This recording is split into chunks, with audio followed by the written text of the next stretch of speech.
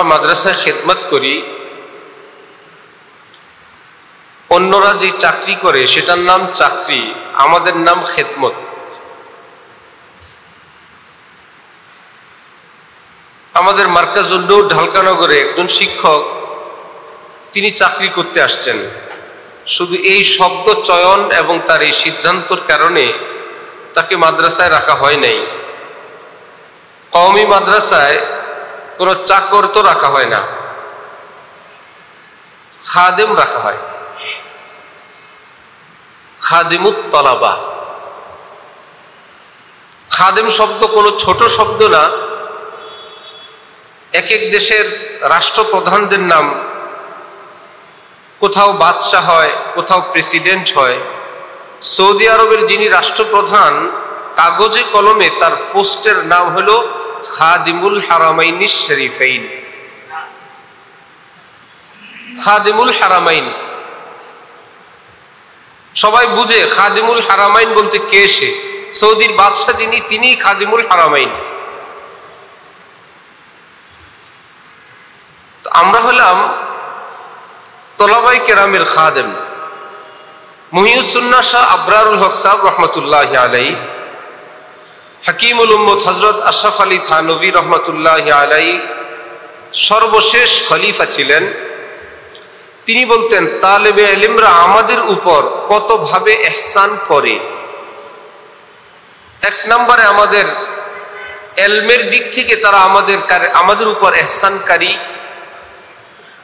তাদেরকে আমরা পড়াই, আমাদের ইলমটা চর্চা থাকে, এই উসিলায় আমাদের ইলমটা তাজা থাকে। আমলে তারা আমাদের উপর ইহসানকারী, তাদের থাকার কারণে আমাদের আমলটা সুন্দর হয়। হযরত কাসেম নানুতুবি তিনি বলেন, সুহবত এত বড় জিনিস, এই সুহবতের বরকতেই আমাদের মধ্যে যতটুকুন দ্বীন আছে। তখন হযরত বলেন যে, ভাই, এই উস্তাদ ছাত্র মিলে একে অপরের সুহবত, নেক সুহবতের বরকতে আমরা জামাতের সঙ্গে তাকবীরে উলার সাথে নামাজ পড়ি। এখান থেকে চলে যাওয়ার পর দেখা যায় 5 ওয়াক্ত নামাজ জামাতের সঙ্গে তাকবীরে উলার সঙ্গে পড়া কঠিন হয়ে যায়। তাহলে মাদ্রাসায় থাকলে জামাতের সাথে, মাদ্রাসা থেকে চলে গেলে জামাত ভঙ্গ হওয়ার আশঙ্কা থাকে কারো কারো, সবার না। যেই কারো কারো হয় সেটা কিসের কমতির কারণে? সোহবতের কমতির কারণে। হযরত নানুতুবি বলেন, এক পর্যায়ে নামাজ কাজা হয়ে যাওয়ার আশঙ্কা হয়। এটাই নিয়ম। ইমাম আব্দুল্লাহ ইবনে মুবারক রহমতুল্লাহি আলাইহির মশহুর কথা, যে ব্যক্তি মুস্তাহাব্বাতে গাফলতি করে, তার গাফলতি সুন্নতে আসে, সুন্নতির গাফলতিতে ফরজের গাফলতি আসে, ফরজের গাফলতিতে তার ঈমান হারা হয়ে মৃত্যুর আশঙ্কা দেখা দেয়। কোত্থেকে কোথায়? আমরা গ্রামের মানুষ, পুকুরে যখন মেশিন লাগানো হয় শুকানোর জন্য, সেচ করার জন্য, তখন পুকুরের পানি এতটা কমে না যে মাছের কোনো বিপদ হয়। মাছেরা দেখে আসি ভালোই, 1-2 ঘন্টা মেশিন চললে এতে কি আসে যায়। একদম পুকুরের উপর সাইড থেকে অল্প একটু পানি কমছে, কিন্তু ধারা যদি অব্যাহত থাকে, এই কমা যদি চলতেই থাকে, এক পর্যায়ে গিয়ে মাছেরা টের পায় পিঠে তো রোদ লাগে। এত বিশাল গভীরতা ছিল, কিছুই তো নাই। কেউ কাদার নিচে যাওয়ার চেষ্টা করে, কেউ উপরে উঠার চেষ্টা করে, যতই চেষ্টা করুক জেলের হাত থেকে রক্ষা পাওয়া আর সম্ভব না। অথচ থই থই করা পানি যখন ছিল, সেটা তার জন্য ফরজ ছিল না। একটা মাছ বেঁচে থাকার জন্য পুকুর ভরা পানি থাকা কি ফরজ? আরো কম থাকলেও বাঁচা যায়, কিন্তু ওই মুস্তাহাব পানিটা যখন কমে গেল, একটু পরে সুন্নত পরিমাণ পানি এসে গেছে। সুন্নত যখন কমে গেল, এখন দেখে ড্যাগের পানির পরিমাণ এইটুকুন না হলে তো মাছ বাঁচবে না, এখন আর ফরজ পরিমাণ। এবার পাতিলে হোক আর পুকুরের মধ্যে হোক, এখন যিনি পুকুরের মালিক, যিনি জেলে, তার হাত থেকে রক্ষা পাওয়া আর সম্ভব না। এই জন্য থই থই করা পানির ভিতরে মাছ যেমন নিরাপদ, ফরজ, ওয়াজিব, সুন্নত, মুস্তাহাব্বাতের হলেও আমাদের ঈমান, আমল, চরিত্র তত নিরাপদ। গাফিলতি না করা। হযরত শাহ আবরারুল হক সাহেব বলেন, আমলের দিক থেকে আমাদের মুহসিন, এলমে মুহসিন, আমলেও মুহসিন। কারা? ছাত্ররা। মধ্যখানে একটা কথা মনে রাখেন, হাকিমুল উম্মত শাহ আশরাফ আলী থানভী নব্বরাল্লাহু মারকাদাহু বলেন যে ছাত্রদেরকে দেখানোর জন্য যে উস্তাদ ভালো করে আমল করে, এটা রিয়ার মধ্যে পড়বে কি না। একা একা এত সুন্দর আমল করে না, ছাত্রের সামনে খুশু খুশু সহ নামাজ পড়ে। হাকিমুল উম্মত হযরত থানভী বলেন, যেহেতু ছাত্র তার কাছে দ্বীন শিখতে আসছে, তার কোনো কমতি হলে এই কমতি ছাত্রের মধ্যে যেতে পারে, এর ভয়ে ছাত্রকে দেখানোর জন্য রুকু সুন্দর, সেজদা সুন্দর, মুনাজাত সুন্দর করে দিল। হাকিমুল উম্মত থানভীর মতন এত বড় আলেম বুজুর্গ বলেন, এই আমলটা রিয়াকারীর মধ্যে পড়বে না। বিপরীতটাও বললেন, মাশাআল্লাহ আরো আসতে বলেন, বয়ানের চেয়েও যদি মাশাআল্লাহ জোরে হয়। বিপরীতটা হযরত থানভী বললেন, ছাত্র কিংবা মুরিদ সে যদি নিজের শেখকে কিংবা উস্তাদকে দেখানোর জন্য আমল সুন্দর করে, হুজুর আছে পাশে, শায়েখ আছে সামনে, এই জন্য খুব সাজুগুজু করলো।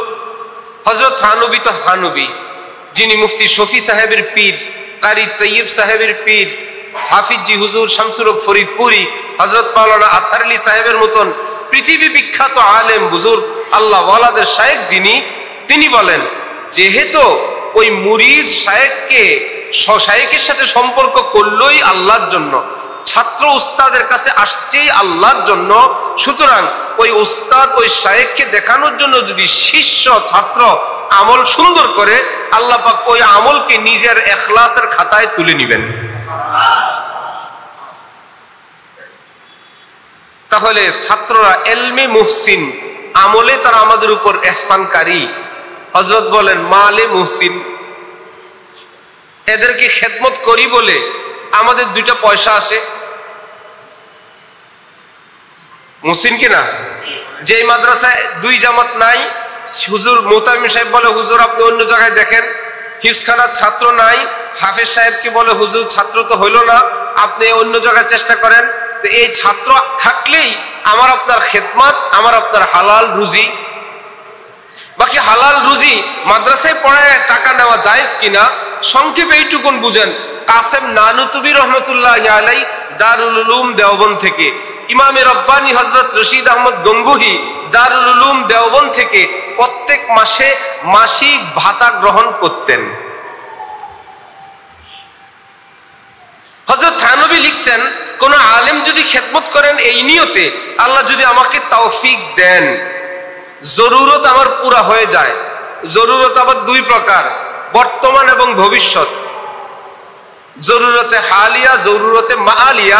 আজকের খাওয়া পড়া চলে, আগামীকাল ঘর করার টাকা নাই। আজকে আমার দিন চলে, কালকে বাচ্চা হওয়ার সময় অতিরিক্ত টাকা লাগবে, সেটা নাই, সেটাও জরুরতের অংশ।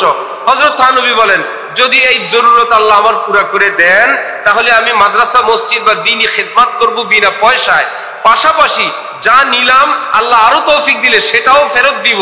মৃত্যু পর্যন্ত তার এমন দিন আসে নাই, ঘটনা কমে। মনে মনে অপেক্ষা ছিল সারা জীবন বিনা পয়সা খেদমতের সওয়াব আল্লাহ তাকে দান করবেন। মালে মুহসিন, তাহলে কত নাম্বার হইল? 3। এলমে, আমলে, মালে। 4 নম্বরে মাআলে। নাজাতের দিক থেকে আমরা কি মনে করি? আল্লাহ যদি এই তালেবে ইলমদের উসিলা আমাদেরকে নাজাত দেন, আল্লাহ যদি এদের উসিলা আমাকে মুক্তি দেন, ভাই আমার তো কিছু নাই, ভাই আপনি ভালো জায়গায় যান, ভালো বেতনে ওজিফায় যান, না ভাই টাকা তো পাবো, সেখানে গেলে তো আমার হাতে আর কেউ হাফেজ হবে না, আমি এখানে আসি ভাই কোরআনে পাকের সাথে আসি, আবার আমার ছাত্ররা যাবে কোরআনে পাক পড়াবে, ইমাম হবে, দ্বীনি খেদমত করবে, আল্লাহ পাক সেই নেকি দিবেন। 2 পয়সা কম হইলেও ভাই আমাদের এটা ভালো। তার মানে আমরা সওয়াবের একটা আশা, নাজাতের একটা আশাও করি এই ছাত্র দিয়ে। তাহলে ছাত্র দিয়ে আমার কত দিকের লাভ? এলমে লাভ, আমলে লাভ, মালে লাভ, নাজাতে লাভ। এইবার হযরত শাহ আবরারুল হক সাহেব বলেন, যাকে দিয়ে তুমি এতগুলো লাভ করবা তার উপর কি তুমি একটু দয়ার দৃষ্টি করবা না? একটু কি ভদ্রতার সঙ্গে, একটু কি সদাচার করবা না? জালেমের মতন কেন তার উপর ছাপায় পড়ো? একই শ্রেণীতে একই অপরাধে অপরাধী এক বাচ্চা, সে ওসি সাহেবের ছেলে, আরেকজন ডিসি সাহেবের ছেলে, একই অপরাধী জড়িত অন্য 10 জন। এবার সবাই অপরাধী ব্যাত লাগাও, সবাইকে ব্যাত দেয়। ওসির ছেলে আসছে, ব্যাত একটু ছোট হয়ে আসে, ডিসিটা আসছে, ব্যাত একটু ছোট হয়ে আসে। ভয়, কি ব্যাপার? তার অভিভাবক আছে কেউ? হযরত আবরারুল হক সাহেব বলেন, আর বাকিগুলোর কোনো অভিভাবক নাই ভাবছো? বাকিগুলোর অভিভাবক হযরত রাসূলুল্লাহ সাল্লাল্লাহু আলাইহি ওয়াসাল্লাম। এরা নবীজির মেহমান, এরা নবীর মেহমান। হযরত থানবীর মতো মানুষ বলতেন, তালেবে ইলমকে দেখলে ইজ্জতে আমার মাথা এতটা নত হয়ে আসে, তার চেহারার দর্শন বিশাল ব্যাপার। কোন তালেবে ইলমের পায়ের ধুলার জিয়ারত আমি আশরাফ আলী আমার নাজাতের উসিলা মনে করি। যে তালেবে ইলম মানুষ, যেখানে ওয়া ইন্নাল মালাইকাতা লাতাযাউ আজনিহাতাহা রিজান লিতালিবিল ইলম, ফেরেশতারা তাদের নূরের পর বিছিয়ে দেয় যেখানে। নাম্বার 1 আমাদের নিয়ত এবং ছাত্র। দ্বিতীয় আলোচনা হলো কোরআনে পাক হাদিসে পাকে 2 ধরনের শব্দ আছে। উস্তাদদের জন্য কিছু শব্দ, ছাত্রদের জন্য কিছু শব্দ। উস্তাদদেরকে বলা হয় আলিমি দ্বীন, নায়েবে রাসূল। ছাত্রদেরকে বলা হয় তালিবে ইলম। এইবার খেয়াল করবেন, ছাত্র তার নিয়তের মধ্যে কোনো গলতি নাই অধিকাংশ ছাত্রের, তার অভিভাবকের নিয়তের গলতি নাই অধিকাংশ ক্ষেত্রে। আর ছাত্র যদি হয় মাসুম তাহলে তো কথাই নেই, এমনি সে বেগুনা। আবার আসছে সে দিন শিখতে, সে কোরআন পড়বে, হাফেজ হবে, আলেম হবে, আর এর বেশি নিয়ত আর তার যোগ্যতাই নেই। তাহলে সে কোরআনে পাক হাদিসে পাকের দৃষ্টিতে যে তালেবে ইলম হওয়া দরকার সে সেটা, তার কোনো ভুলে নাই। অপ্রাপ্ত বয়স্ক নাবালেগ মাসুম একটা বাচ্চা, সে তালেবে ইলম হওয়ার যতটুকু যোগ্যতা এটা তার মধ্যে আছে, অর্থাৎ সে খাঁটি তালেবে ইলম। এইবার উস্তাদ যিনি মুআল্লিম, আর রহমানু ফাসআল বিহি খাবীরা, আর রহমানু আল্লামাল কুরআন। আমাদের শেখ আরিফ বিল্লাহ হযরত মাওলানা শাহ আব্দুল মতিন বিন হুসাইন সাহেব দামাত বারাকাতুহুম বলেন, আল্লামাল কুরআন, তার আগে আল্লাহ পাক আর রহমান বললেন। কোরআন কে শিখাইলো? আর রহমান। আল্লামাল কুরআন, যিনি রহমান তিনি কোরআন শিখাইলেন। আল্লাহ পাকের এত নামের মধ্য থেকে রহমান শব্দ তিনি নাজিল করে এটা বুঝাইলেন কিয়ামত পর্যন্ত যারা কোরআনের মুআল্লিম হবে, উস্তাদ হবে, তাদের ভিতরে শানে রহমান থাকবে, শানে রহমত থাকবে। রহমান অর্থ রহমওয়ালা, কোরআন শিখাইলেন। আল্লাহর নাম তো কত ছিল, আজিজও তো আছে, জব্বার আছে, কাহ্হার আছে, সেটা না বলে বললেন আর রহমান আল্লামাল কোরআন, যিনি রহমতওয়ালা তিনি কোরআনওয়ালা, তিনি কোরআনের শিক্ষক। সুতরাং যত কোরআনের শিক্ষক আছে তাদের মধ্যে যেন সে শানে রহমত থাকে, সেই দিকে আল্লাহ পাক আর রহমান আল্লামাল কোরআন দিয়ে আমাদেরকে শিক্ষা দিলেন। তাহলে আমি আপনি কোরআনের শিক্ষক, আমার মধ্যে কি শানে রহমত আছে? আবার আরেক জায়গায় আর রহমান ফাসআল বিহি খাবীরা, রহমান কি শান কো কিসি বাখবর সে পুছো। আল্লাহর কথা কোন আল্লাহ ওয়ালার কাছে জিজ্ঞাসা করবা। ছাত্র আসছে আমার কাছে আল্লাহর কথা জানতে, আমি কি খাবীর হইছি? আর রহমান ফাসআল বিহি খাবীরা, যে আল্লাহর খবর রাখে তার কাছে আল্লাহর কথা জিজ্ঞাসা করবা। উস্তাদের কাছে আল্লাহর খবর নেই, গাফলত, শানে রহমত নাই, পাষাণ হৃদয়। কারণ যে কোনো কারণে, রাগ গোসার কারণে, পারিবারিক কারণে, বেশি হইল গুনার কারণে, এর চাইতে বেশি হইল কুদৃষ্টির কারণে, কুসম্পর্কের কারণে, হারাম লোভ লালসার কারণে সকলের মন মেজাজ খিটখিটে। এর মধ্যে ছাত্র দুষ্টামি করে। যেই মায়েরা টেলিভিশনে অভ্যস্ত সেই বাচ্চারা মায়ের খায় বেশি। কারণ মা বাচ্চাকে শাসন করার এত দীর্ঘ সময় তার হাতে নাই। টেলিভিশনের কোনো নাটক অনুষ্ঠান শেষ হয়ে যাচ্ছে, একবার দুইবার ডাক দেওয়ার পর শুনে না, সংক্ষেপ টাইম যে তাকে নিয়ে বুঝাবে, মা বলবে, কপালে চুমু দিবে, এতে টেলিভিশনে ডিস্টার্ব হবে না অনেকক্ষণ। এই জন্য সহজ ঔষধ হইল ধুমধাম দু একটা লাগায় দেওয়া, বাচ্চা ঠান্ডা। শক্তিশালী শাসন করে দিল, বাচ্চাকে এক জায়গায় আছাড় দিয়ে বসায় রাখলো, কান্নাকাটি করলো, ভয়ে বসে থাকলো। ঠিক যে উস্তাদরা এইরকম টেলিভিশনওয়ালা, সেই উস্তাদের হাতেও ছাত্রকে বুঝানোর, একটু নসিহত করার টাইম নাই। ওষুধে আছে একটা, দুমদাম বেত মারো, থাপ্পড় মারো। আর যার ওই সাবজেক্টটা নাই, তার হাতে তো অনেক সময়, আমার কাজ কি? ও ফই তালেবে এলেমটার মনটা খারাপ, কি বাবা নাস্তা খাইছো? খায় নাই, তার আজকে সকালের নাস্তা ভালো লাগে নাই, এই জন্য সে নাস্তাটা খায় নাই। উস্তাদকে, যে উস্তাদ হন, ইমাম শাহরানি লিখছেন, যারা মুআল্লিম হন, আলেম হন, আল্লাহওয়ালা হন, তারা আবুল উয়ুন হন, অনেক চক্ষু বিশিষ্ট হন। এক দুই চোখ থাকে না তাদের, অনেক চোখ থাকে, অনেকগুলো চোখ দিয়ে দেখে। এই ছাত্রটার চেহারাটা শুকনা, মন খারাপ, এ মনে হয় নাস্তা খায় নাই, তার মনে হয় মা বাবার কথা মনে পড়ছে, এ মনে হয় গোসল করে না, এর নখগুলো বড়, এ মনে হয় পড়া পারে না। কত চোখ, কত কিছু দেখে। এটা বাসারাতের সঙ্গে বসিরত দরকার, অন্তর্দৃষ্টি দরকার। যে উস্তাদের মধ্যে সেই দরদ থাকবে, শানে রহমত থাকবে, সেই বাচ্চাটা তাকে একটু মা বাবার সঙ্গে কথা বলার ব্যবস্থা করবে, তাকে একটু বাবার স্নেহ দিবে, মায়ের একটু মমতা দিবে। আর মনে মনে আল্লাহকে বলবে, আল্লাহ নবীর এই মেহমানের আমি খেদমত করি, আল্লাহ আপনি আমার বাচ্চাগুলো আপনি কবুল করে নিয়েন। আল্লাহ আমি এগুলোর সাথে পড়ে থাকি। যেখানে হাদিস শরীফে আছে, কোন এক বান্দা আরেক বান্দার কোন খেদমতে উপকারে মশগুল থাকলে, যতক্ষণ থাকে আল্লাহ পাক এই বান্দার খেদমতে নুসরতে আল্লাহ নিজে মশগুল থাকেন। তো কোন একজন তালেবে ইলমের খেদমতে মশগুল থাকলে এর জন্য মর্তবা কি কম না আরো বেশি? অনেক বেশি। চাঁদপুর মমিনপুর মাদ্রাসা আমি গেলাম, রাশেদ ভাই দেখাইতে নিলেন, দেখলাম একজন হুজুর বসে গেছেন, ছাত্ররা এখনো বসেন নাই। ফেরেশতার মতন সাদা জামা, রুমাল, পরিপাটি, কে? ওনাদের এক ভাই। এত আকর্ষণ লাগছে আমার কাছে, আল্লাহ কোরআনের উস্তাদ তো এমনই হওয়া চাই, যাকে দেখলেও শ্রদ্ধা লাগে, কি পরিপাটি, কি সুন্দর। এক উস্তাদ ঘুম থেকে উঠেন পরে পর্দার ভিতর থেকে ডাকেন, তোমরা উঠো, যাও উজু করে আসো। ছাত্ররা যখন ফুল বসে যায়, ওস্তাদের ঘুম ভাঙে না, তারপরেও দায়িত্বের কারণে ওস্তাদ উজু ছাড়া আসে। ছাত্ররা দেখে হুজুর উজু করে নাই। যখন নামাজের ছুটি হয়, হুজুর তখন উজু করতে যায়। এই একজন ওস্তাদ।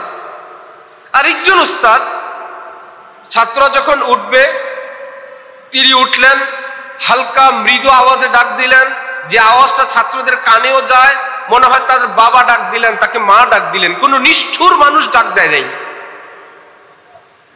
কোন নিষ্ঠুর ডাকটা বড় আদরের ডাক। হযরতওয়ালা করাচি ওনার খানকায়, আমাদের হযরতরা যখন যান সেখানের এক দৃশ্য। হযরতওয়ালা করাচি ডাক দেন, খলিফা, সারা পৃথিবীর পীর সাহেব সবাই, সেই পীর সাহেবরা খানকায় ঘুমাইছে। হযরতওয়ালা আমাদের সাহেব বলেন, করাচির হযরত ডাক দিয়ে উঠান, এদিক থেকে উঠে যায়, ওই মাথা গেলে এই মাথা আবার শুয়ে যায়। ঘুম তো এমন জিনিসই। হযরত আবার ওই মাথা থেকে যখন গুলিস্তানের হকারের মতন, পুলিশ আসলে উঠায়, পুলিশ সামনে দেওয়া যায়, পিছন দিয়ে আবার দোকান বসায়। এবার হযরত এদিক গেলে উঠে, ওদিক গেলে আবার শুয়ে যায়। হযরত দেখেন, বললেন, তুম লোক উঠ উঠকে সো যাতে হো, উঠা উঠা আবার ঘুমায় যাও ভাই, উঠে উঠে আবার ঘুমায় যাও। আমি আপনি যাদেরকে ডাক দেই, এরা কি খলিফা সাহেব, আলেম, পীর সাহেব? অধিকাংশের নামাজ ফরজি হয় নাই, অধিকাংশের নামাজ ফরজ হয় নাই। সে যদি টানা ঘুমায় দুপুর পর্যন্ত, কোনো অসুবিধা নাই, ফরজই হয় নাই তার। সেই মানুষটাকে আমার আপনার ডাক দিতে ওই অনুভূতিটা যদি ভিতরে থাকতো, সে যদি আজকে বাড়িতে থাকতো, কত ঘুমাইতো। তার সমবয়সীরা স্কুল কলেজে পড়ে, নামাজই পড়ে না, নামাজ তো তার ফরজই হয় নাই, মাদ্রাসার আইনের কারণে ডাক দেই। ডাক একটা দিতে হয়।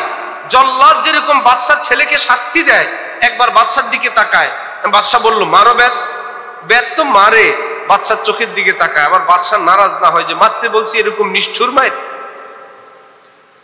আমি মারার জন্য বললাম, নিষ্ঠুরতা তো করতে বলি নাই। বেত একটা মারে, আবার তাকায়, আবার মারে, আবার তাকায়। আদেশের কারণে মারতেও হয়, আবার বাদশার সন্তুষ্টিও দেখতে হয়। ঠিক মাদ্রাসার আইন, বাচ্চাটাকে ডাক দিতেও হয়, আবার আল্লাহ যদি নারাজ হয়ে যান সেই দিকেও তাকাইতে হয়। আদরের সুর। এবার ওস্তাদজি ছাত্রদেরকে ডাক দিয়ে ওযু করলেন, এই ফাঁকি 2 রাকাত পড়ে নিলেন, লাইট জ্বালায় দিলেন।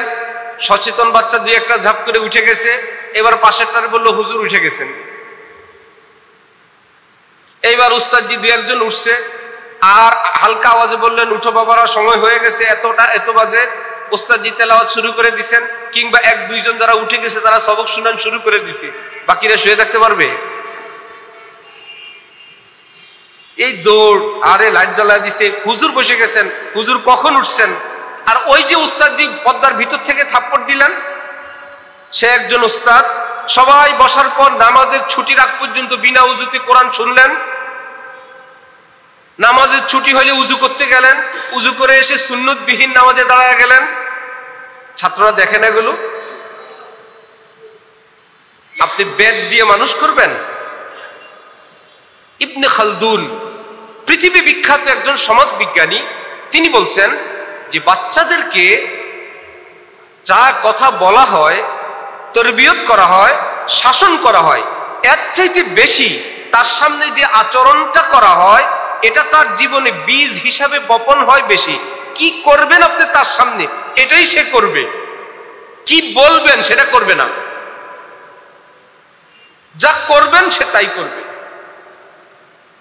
আমাদের হযরত ওয়ালার 2 সাহেবজাদা বাসায় একদিন কোনো দুর্ঘটনা, কাজের মেয়েদের হাত কেটে গেছে বা আগুন লাগছে, পুড়ে গেছে, তো সবাই দৌড়ঝাঁপ করতেছে।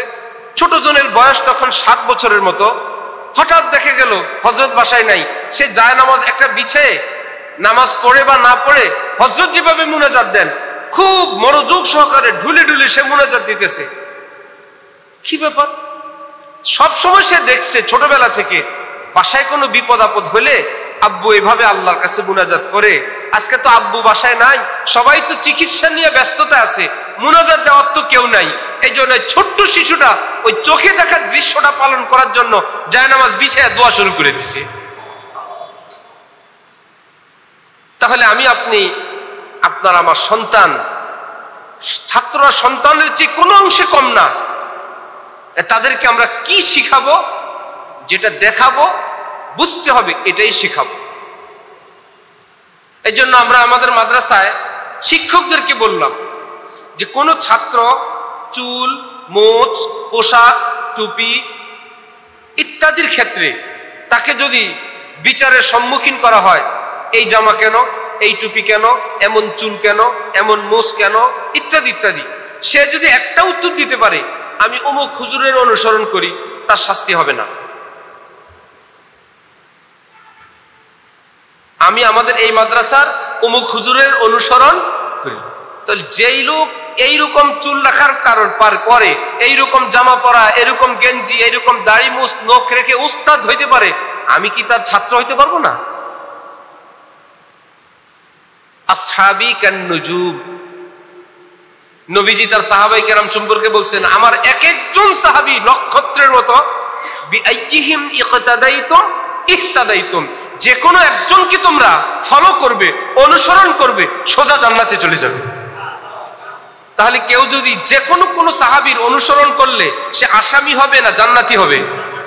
তাহলে আমি আপনি যে নায়েবে রাসূলের পদ নিয়ে বসলাম, আমার অনুসরণ করলে ছাত্র শাস্তির সম্মুখীন হচ্ছে। বুঝা গেল?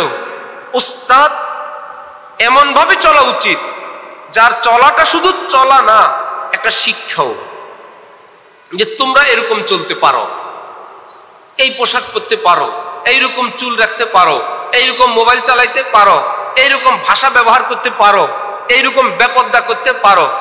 হ্যাঁ, তারা দেখতেছে কোন উস্তাদ ছাত্রের মায়ের সঙ্গে কথা বলে, দেখতেছে কোন ছাত্র দেখতেছে আমার মায়ের সাথেই কথা বলে, সে ছাত্রের কাছে ভালো লাগে না। ওস্তাদ ভিডিও কলে কথা বলে ভিন নারীর সঙ্গে, সন্দেহজনকভাবে দীর্ঘ সময় কথা বলে, এটা ছাত্রের মনে বীজ লাগে। এই ছাত্রকে পিটায়ে শাসন করে ওয়াজ করে আর মানুষ করা যাবে না। আর যদি ছাত্র দেখতো ওফো ওস্তাদ যে লাইট নিভে দেয়া চুপে চুপে চোখের ভিতরে মুনাজাতের মধ্যে, এবার নিজেই এই কথা বলবো না, কেউ হুজুরের ডিস্টার্ব হয়, ওস্তাদজি মুনাজাতে আছেন। এবার সব উস্তাদজির সঙ্গে ছাত্রদের আচরণ একরকম। যে উস্তাদজি আল্লাহওয়ালা, চোখের পানিওয়ালা, তাকওয়াওয়ালা, দরদওয়ালা, রহমতওয়ালা, এই উস্তাদের ব্যাপারে দুষ্ট ছাত্ররা বলে হুজুরের বদদোয়া নিস না, শেষ হয়ে যাবি। হুজুর মনে অন্যদের ব্যাপারে ভয় পায় না, আরে কিসের হুজুর। আমরা মনে করি বেদ দিয়ে শাসন করব। এই জন্য আমাদের শেখ আরিফ বিল্লাহ হযরত মাওলানা শাহ আব্দুল মতিন বিন হুসাইন সাহেব দামাত বারাকাতুহুম কঠিন ভাষায় বলেন বেদ ব্যবহার করা যাবে না। আমরা বললাম যে ভাই কেমনে পড়াবো, কি করব, এত দুষ্ট। পর আস্তে আস্তে আস্তে আস্তে দীর্ঘদিন রিচার্জের পর বের হলো, এমন জীবন গড়ো, এমন চরিত্র অর্জন করো যে ভাই তালেবে ইলমরা তোমার অল্প একটু সন্তুষ্টিকে হাজার শাস্তির চেয়ে বেশি ভয় পায়। আর যদি এটা দিতে না পারো, বেদ কতক্ষণ? বেদ দিয়ে তুমি উজু করাইতে পারবা? আমরা কি বেদ দিয়ে উজু নিশ্চিত করতে পারবো? তো কি হইল? আমরা তো বেদ দিয়ে উজু নিশ্চিত করতে পারবো না। এটা তো তার ভিতরে যদি তার উজুর গুরুত্ব বুঝে না আসে, বেদ দিয়ে পুলিশ দিয়ে তো উজু করানো যাবে না। বেদ দিয়ে তো তার ভিতরে তাকওয়া দেওয়া যাবে না, যেটা দেওয়া দরকার। আল্লাহ পাক আমাদেরকে সেই শানে রহমতওয়ালা, সেই মুআল্লিমি দ্বীনের বৈশিষ্ট্য অর্জন করার তৌফিক দান করেন। তালেবে ইলম তো তালেবে ইলম, আমরা কি নায়েবে রাসূল মুআল্লিম? পরীক্ষা করে যদি যাচাই বাছাই করা হয়, দেখা যাবে আমরা পাটে পাটে পাটে পাটে পাটে পাটে শুধু ফেল করব। যার তাকওয়া নাই সে নায়েবে রাসূল না, এক নম্বর কথা। যার মধ্যে গুনাহ থেকে বেঁচে থাকার এইরকম হিম্মত এবং অভ্যাস নাই, গুনায় লিপ্ত থাকাই যার বদ অভ্যাস, পৃথিবীর সব ডিগ্রি অর্জন করলেও, দুনিয়ার সবাই তাকে দুনিয়ার শ্রেষ্ঠ স্কলার বললেও, ইসলামিক দৃষ্টিতে সে আলেম কিংবা নায়েবে রাসূল না, সে আরবি শিক্ষিত একজন লোক, আরবি শিক্ষিত লোক। অথচ আমি আপনি ধোকার মধ্যে আছি, আমি নায়েবে রাসূল, আমি মুআল্লিম। তাহলে তালেবে ইলমরা তালেবে ইলম সহি, কিন্তু আমরা নায়েবে রাসূল সহি না। তাহলে ইসলাহ বেশি দরকার আমাদের, সংশোধন হওয়া দরকার বেশি আমাদের। এর জন্য যার যেই হযরত ভালো লাগে, কোনো গ্রুপিং নাই, কোনো পার্টিবাজি নাই, কোনো কাউকে ছোটখাটো কাউকে বড় আসমানে উঠায়া অতিরঞ্জিত করার কোনো পায়তারা নাই। হক্কানি আল্লাহওয়ালা, যেহেতু আমরা এলমি জগতে আছি, মোটামুটি আমাদের খবর আছে কারা কারা হক্কানি আল্লাহওয়ালা এই দেশে আছেন, কারা কারা মানুষের ইসলাহ তরবিয়ত করেন, কারা কারা মানুষকে মানুষ বানান, কারা ভিতরে আল্লাহর মোহব্বতের সবক দেন। এইরকম মানুষের মধ্যে আপনার যাকে ভালো লাগে, সে আল্লাহওয়ালার সঙ্গে আপনি সম্পর্ক রাখেন। কারণ কিছু এলেম অর্জন হয় কিতাবাদি থেকে, আর এলমের হাকিকত অর্জন হয় সুহবতে কামিলিন, আল্লাহওয়ালাদের সুহবত থেকে। এজন্য ইত্তাকুল্লাহ ওয়া কুনু মাস সাদিকিন, খালি ইত্তাকুল্লাহ বলেন নাই, সাথেই বলছেন ওয়া কুনু মাস সাদিকিন, কুনু আমরের সিগা, সাদিকিনের সাথে থাকো। আল্লাহ আমাদেরকে তৌফিক দান করেন। আরেকটা পাঠ, তালেবে ইলমের খেদমত নেওয়া, তালেবে ইলমের হাদিয়া নেওয়া।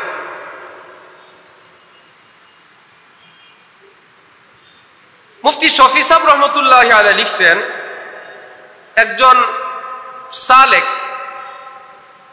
আল্লাহর প্রেমিক, সে 30 জন বুজুর্গের নিকট গিয়ে বয়ান শুনে, নসিহত শুনে আসার সময় একটু নসিহত চাইছেন, হযরত আমাকে একটু নসিহত করে দেন। সেই লোকটা কি বেনামাজি না নামাজি? নামাজি, সুফি, ওলি আল্লাহ হইতে চায়। কোন বুজুর্গের সঙ্গে কোন বুজুর্গের যোগাযোগ নাই। ঘটনাক্রমে 30 বুজুর্গ নসিহত করছেন একটা, যার কাছেই যায় আসার সময় কথা বলেন একটা, কি? আওরাত এবং আমরদের ফিতনা থেকে সাবধান। ইবলিস সকলকে এক জালে আটকায় না, ইবলিস সকলকে এক জালে ফাঁসায় না। কোন মাদ্রাসার শিক্ষকের মনে যদি আসে শিক্ষকতা করে কয় টাকা পাই, নাকি চোরের সঙ্গে যোগ দিব, ছিনতাই ডাকায়, একই টের পাবে না? এটা শয়তানের কথা। কি টের পাবে না? আস্তাগফিরুল্লাহ পড়তে দেরি হবে তার? আস্তাগফিরুল্লাহ, এটা কোনো কথা? কি আসছে আমার মনে, টের পেয়ে যাবে। এই জন্য এই লোকের মনে শয়তান এ কথা দেয় না যে আপনি আস্তাগফিরুল্লাহ পড়বে না, শয়তান ধরা খেয়ে যাবে। যায়্যানা লাকুমুশ শাইতান, কোরআন শরীফে আল্লাহ পাক বলেন শয়তান তার কুকর্মকে সাজায় গুছায় তোমার কাছে আকর্ষণীয় ভাবে পেশ করবে, তুমি টেরও পাবে না এটা যে চক্রান্ত। আল্লাহ তো 30 জন বুজুর্গ নসিহত করলেন কি? আওরাত এবং আমরত। আলেম নামাজি, একে দাড়ি কাটতে বললে দাড়ি কাটবে না, শার্ট প্যান্ট পরতে বললে বলবে না, মদ খাইতে গেলে খাবে না, চুরি করতে বললে চুরি করবে না। কি মুশকিল!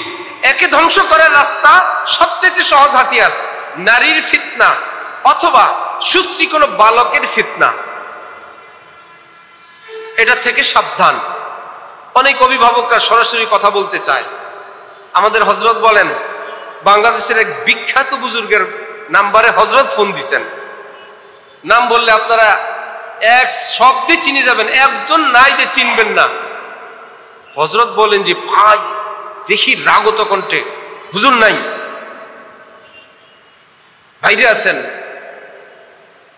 এই 1-2 কথা বললেন, হযরত বলেন শেষের একটা শব্দে আমি বুঝতে পারছি এটা মহিলার কণ্ঠ, এর আগে এটাতে পুরুষ না মহিলা আমি বুঝি নাই।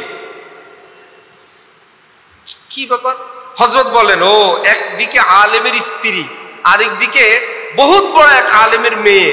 ফালা তাখজানা বিল কওল ফায়াতমা আল্লাযী ফি কলবিহি মারাজ। ওই যে আমল, যে পর পুরুষের সঙ্গে যদি ভেরি ইমার্জেন্সি কোনো বিষয়ে কথা বলতে হয়, নারী সুলভ নারীত্ব কথার মধ্যে না রেখে ঝাঁঝালো ভাষায় কথা বলবে, ওফো ওনার বিবি তো ওটার উপর আমল করছেন। ধমক কি? হুজুর নাই, কোনো অন্য বেটা যে কোনো একটু আরেকটা কথা আগাবে এই সম্ভাবনাও নাই। এরকম মেয়ে কি আমাদের অভিভাবক সব মহিলারা? হ্যাঁ, তাহলে আমরা কত ঝুঁকির মধ্যে। যেই যোগাযোগটা আপনার সাথে না, প্রথম কথা বলবেন এটা আমার না, এটা অমুক জায়গার, অমুকের কি হবে সেটা আপনার না, আপনি আগে বাঁচেন। এটা অমুক বিভাগের, এটা এই নাম্বারের, যে যারে দিয়ে পারেন না। একরামুল মুসলিমিন সব জায়গায় না, দিয়ে পারেন যত বাঁচেন। যদি একান্ত বলতে হয় খুব শর্টকাট, সব বিপদগ্রস্ত নারী, সব বিপদগ্রস্ত। যখন নরম দিল দেখবে তাহলে দেখবেন যে কত বিপদ শুনতে হয়। আমাদের মাদ্রাসায় বছরের শুরুতে ছাত্র ভর্তির সময় এক মহিলা আসে, এরপরে প্রতিদিন পুরুষ আসে। ওই ছাত্রকে শোয়ানোর জন্য মাথা থেকে পা পর্যন্ত পাউডার দিয়া একদম পুরোটা সাদা বানায়, বালিশ টালিশ দিয়ে টিফিন বাটিত করে খাওয়ার এনে স্পেশাল এনে খাওয়ায়। ভর্তির দিনে আমাদের বাসায় আসে, আয়সা বাচ্চারা আমার বলে আম্মা আম্মা আম্মা আজকে আপনার জন্য ঘি আনতে বাসার থেকে ভুলে গেছি। এক বয়ম ঘি রেখে আসছিল। কি ব্যাপার? একটু পরে শুনে ওই বাচ্চাটার মাসিক টাকা কমানোর জন্য, ভর্তির টাকাটা একটু কমানোর জন্য। তো আমার বাসার থেকে বলে দেয় যে প্রথম বছর বুঝে নেই, ধরা খেয়ে গেছে, আমার কাছে তো সুপারিশ করছে। ভাবলাম একজনের জন্য সুপারিশ করছে, একটু টাকা কমাই দেই। পরে জানলাম যে ভর্তি করানোর সময় পুরুষের নিচে রেখা মহিলা আসে, আর সারা বছর পুরুষ আসে। কত সিস্টেমের কথা বলে আমার বাসার লোককে পটায়া কমায় ফেলছে। পরে যখন আমরা জানতে পারছি, আর বাসার থেকে বলে দিছি এই সংক্রান্ত বিষয় এটা মাদ্রাসাটা মাদ্রাসার, আমি জানি না কিছুই। এবার আমাকে ফোন, বললাম আপনার স্বামী কই, বাচ্চার বাবা কই?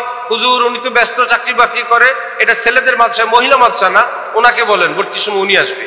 যখন দেখছো একটু গরম, এখন ভর্তির সময় উনি আসে, টাকাও পুরো দিতে পারে, অভাব অনটন নাই, আর সে আম্মাও আসে না, আর ঘির বোতলও আসে না।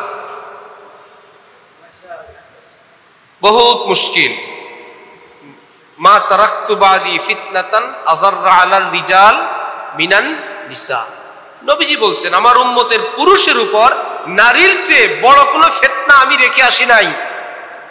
মুফতি শফি সাহেব রাহমাতুল্লাহি আলাইহি লিখছেন, কোরআন শরীফে আল্লাহ পাক শয়তানের চক্রান্তকে কি বলছেন? ইন্না কাইদাশ শাইতানি, হাবিব সাহেবরা বলেন ইন্না কাইদাশ শাইতানি কানা দাঈফা, শয়তানের চক্রান্ত দুর্বল। কিন্তু সূরা ইউসুফের মধ্যে কি বলছেন? ইন্না কাইদা কুন্না আযীম। কুন্না পার্টির কথা বলছেন, ইন্না কাইদা কুন্না আযীম, তোমাদের চক্রান্ত ভয়ঙ্কর। একই কোরআনে শয়তানের চক্রান্তকে বলা হয়েছে দুর্বল, আর নারীর চক্রান্তকে বলা হয়েছে ভয়ঙ্কর। তারপরেও কি ভয় পাবো না? এর থেকে সাবধান, খিদমত থেকে সাবধান। বিশেষ করে সুস্ত্রী বালক হাকিম উম্মত হযরত থানবী, ওনার রুমে একজন দাড়ি মোজবিহীন ছেলে ঢুকছে কিছু কথা বলতে। হযরত দিছেন দৌড়, হযরত থানবী রুম থেকে বের হয়ে গেছেন।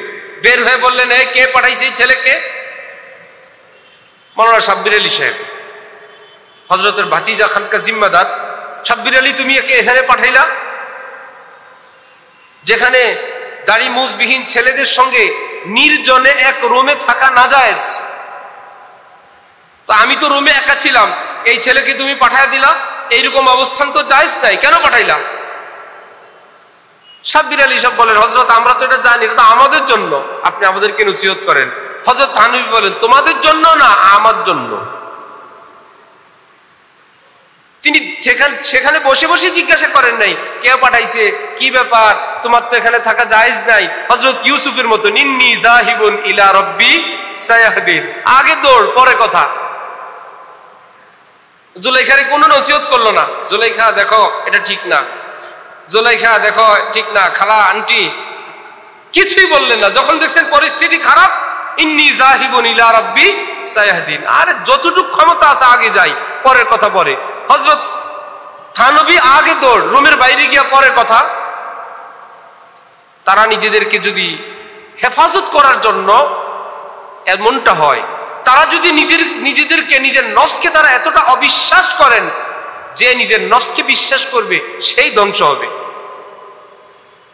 এক সেকেন্ডের জন্য নিজেকে বিশ্বাস না করা, আমার কোনো বিশ্বাস নাই ভাই, যেটা নিয়ম আমি মানবো না, আমার দ্বারা হবে না, তাহলে বুঝতে হবে শয়তান 10 জায়গায় সিন্নি খাওয়াবে। কেউ যদি এই কথাটা বলতে পারে অমুক গুনাহ আমার দ্বারা হয় না, আমার দ্বারা হবে না, বলে তোমার দ্বারাই হয়তেছি আর অল্প কয়দিন। হযরত ওয়ালা করাচি এক জায়গায় গেছেন, এই সংক্রান্ত বয়ান করছেন। এক হুজুর সেখানে হঠাৎ বলে বসছে, উনি কোত্থেকে এসে এই ছেলেদের মধ্যে এই সমস্ত গুনার কথাগুলো একটু জীবিত করে গেল, নতুন করে তাজা করে গেল, এগুলো তো আমাদের এখানে নাই। হযরত বহুত কষ্ট পাইছেন। আল্লাহর কোরআন এবং পুরো পৃথিবী ধীরে ধীরে এই অপরাধের দিকে জড়ায় যাচ্ছে, আর সে বলে নাই, মনে হয় জানেই না, অতি ফেরেশতা। হযরত বলেন, মালুম হতা है জালিম इसमें मुब्तला है, अन करीब पकड़ा जाएगा। এই দরবেশ সাহেব মনে হয় এই গুনায় নিজে আক্রান্ত, শীঘ্রই ধরা পড়বে, অথচ ভান করছে কিসের, কিচ্ছু জানে না। অল্প কিছুদিন পরেই এমন ভয়ঙ্কর ভাবে বেইজ্জত হয়েছে, নিজের পোশাক আশাক নিয়েও যেতে পারে নাই, ভান করছে না জানার। এই জন্য কোরআন যেটাকে হেদায়েতের আয়াত নাজিল করে, সেই ব্যাপারে নিজেরা সতর্ক থাকা চাই, নিজেদের ছাত্রকে রাখা চাই, নিজের সন্তানকে রাখা চাই। ঘরের মধ্যে পাঠায় দেয় ছোট ছেলে, এবার সেই ছেলে এখন মেজো ছেলে, সেই ছেলে এখন বড় ছেলে, এর জন্য কি কোনো ব্রেক নাই? ছোটবেলায় যাইতো, এখন তার যাওয়ার বয়স বর্ডারের মধ্যে চলে আসছে, এখন আর তার খালাম্মার সঙ্গে তার দেখা দেওয়া জায়েজ নাই। নাম্বার 2, ঘরে খালাতো বোন। হযরত জাফর আহমদ উসমানী নাম শুনছেন? পৃথিবী বিখ্যাত আলেম, হযরত থানবীর বাগিনা, হযরত থানবীর বাসায় খেতেন। বয়স যখন 10, হযরত থানবী জাফর আহমদ উসমানীকে ডেকে বললেন, আচ্ছা মামানি সি ভি পর্দা হ্যায়? মামা বলো তো মামানির সঙ্গে পর্দা আছে? জাফর আহমদ উসমানী তো বুঝে ফেলছেন, বাস ওই দিন থেকে আর ভিতরে যান নাই। মাদ্রাসার শিক্ষকরা এই ব্যাপারেও আমরা অনেক ভুলে। মেয়ে এখনো বড়ই হয় না, ছেলেও বড় হয় না। এক মাদ্রাসায় গেলে আমাদের হযরতওয়ালা মেয়েরা পড়তো হযরতের, আল্লাহ এক বড় ছেলে ভিতর থেকে মেয়েদেরকে ডেকে ডেকে দেয়, ভিতরে যায়। হযরত বললেন এই ছেলে 13-14 বছর, 15 বছর বয়স। হযরত বলছেন আরো বেশি, হযরত বলছেন 16-17 বছর বয়স, উপযুক্ত ছেলে। মোহতামিম সাহেব হাসি আর বলে, এ ছোট ছিল, হঠাৎ বড় হয়ে গেছে। কেউ হঠাৎ বড় হয়? হঠাৎ বড় হয় কিভাবে? হঠাৎ বড় হওয়ার জন্য তো শরীয়তের মাসালা আছে। হঠাৎ বড় হওয়ার আগেই মুরাহেক, বয়স যখন 9-10 পার হয়, ফাররিকু বাইনা মাসাজিহিম ইযা বালাগু 10 সিনিন। হঠাৎ বড় হয় কিভাবে? এজন্য আমরা এই ব্যাপারেও সতর্ক থাকবো। আল্লাহ তৌফিক দান করেন। ছোট বাচ্চাদের হাদিয়া, সে আনছে তার খাবার, মা দিয়েছে 2টা আম তার জন্য, উস্তাদকে রেখে খাই কিভাবে? নাবালেগ শিশু আপনাকে দিয়ে দিলেন, আমাকে দিয়ে দিলেন, নাবালেগের খাওয়া কি জায়েজ আছে? মাকরুহ, মাকরুহে তানজিহি না, হারাম, হারাম, হারাম। কত মাদ্রাসায় গেলাম, হযরত আলা হাত ধোবেন, সাবানের কেস নিয়ে আসছে একটা বাচ্চা। হযরত বলেন সাবানটা কার মনা? হুজুর আমার, হুজুর আমার। ছোট্ট বাচ্চা। হযরত বলেন যে বাবা তুমি বড় হও, তারপরে তোমার সাবান দিয়ে হাত ধোবো। ছোট্ট বাচ্চাদের জিনিস ব্যবহার করা তো জায়েজ না। গামছা নিয়ে আসছে, ছোট্ট বাচ্চার গামছা। আপনার থেকে, আমাদের থেকে যদি আমাদের বাচ্চার এটা দেখে, ওফো আমি ছোট, ওই জন্য হুজুর আমারটা খান না, আমারটা নেন না, আমার জিনিস ব্যবহার করেন না, আমাকে পর্দার ভিতরে ডাকেন না, এটা হবে আসল তালিম, তাকওয়ার তালিম। এর পাশাপাশি যদি তকদিরে থাকে সে আলেম হবে, তকদিরে না থাকলে কমপক্ষে একজন মানুষ হবে। আল্লাহ আমাদেরকে তৌফিক দান করেন। ওয়া আখিরু দাওয়ানা আনিল হামদুলিল্লাহি রাব্বিল আলামিন।